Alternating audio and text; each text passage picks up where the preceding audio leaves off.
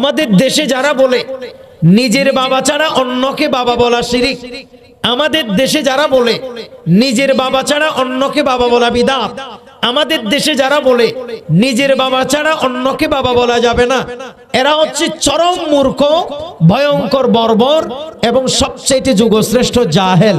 কথা বলেন ঠিক না? কারণ আমরা কোরআনে দেখতেছি আমাদের নিজের বাবা ছাড়া, আমাদের জন্মদাতা বাবা ছাড়া আল্লাহর কোরআন বলতেছে ইয়া বানি আদম, হে আমার আদমের সন্তানেরা। তার মানে আমাদের আদি পিতা হচ্ছে নবী আদম আলাইহিস সালাম, আমাদের সকলের প্রথম পিতা হচ্ছে নবী আদম আলাইহিস সালাম। একটু জোরে বলুন সুবহানাল্লাহ। যারা বলে নিজের বাপ ছাড়া অন্যকে বাবা বলা যাবে না, বলে কি বলে না, এরা হচ্ছে মূর্খ।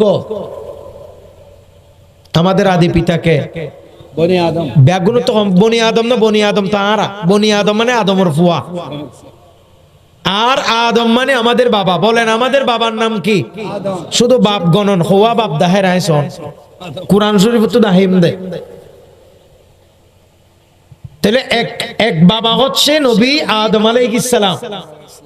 নম্বর 2, আল্লাহ বলেছেন মিল্লাতা আবিকুম ইব্রাহিম, তোমাদের মুসলিম জাতির পিতা হচ্ছে, তোমাদের দ্বীনের পিতা হচ্ছে, তোমাদের ধর্মীয় পিতা হচ্ছে, সমগ্র মুসলমানের বাবা হচ্ছে হযরতে নবী হযরতে ইব্রাহিম খলিলুল্লাহ আলাইহিস সালাম।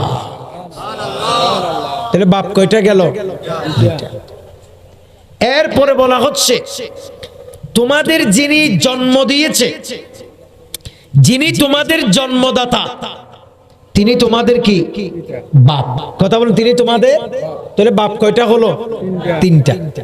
আরেক হাদিসে আছে সমস্ত নবী, সমস্ত নবীর উম্মতেরা, উম্মতদের জন্য নবীরা মানে যেই নবীর উম্মত জিনের আর কি, উম্মতদের কাছে নবীগণ ভাইয়ের মতো নয়, উম্মতদের কাছে নবীগণ অনেকটা বাবার মতো।